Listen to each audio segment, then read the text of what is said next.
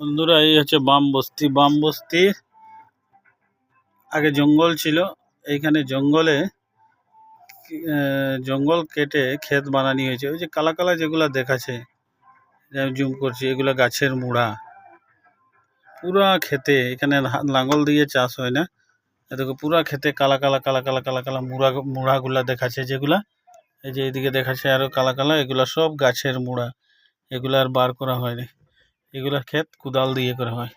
এখন বাম বস্তি আজ থেকে 5-6 বছর আগে কি পরিস্থিতি ছিল, আর এখন ভারত সরকার, আমাদের বিজেপি সরকার কত ডেভেলপ করেছে দেখো।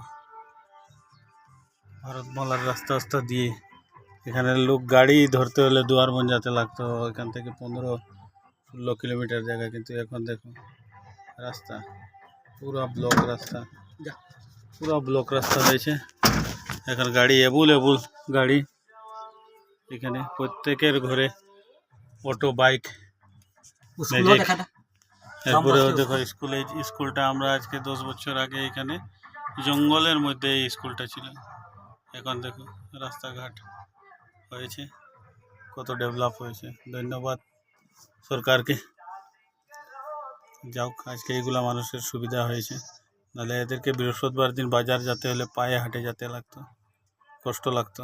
এখান থেকে কমসে কম 5-6 কিলোমিটার পায়ে হাঁটার পরে আরও 5-6 কিলোমিটার জায়গা অটোয় উঠে দুয়ারবন বাজার যেত।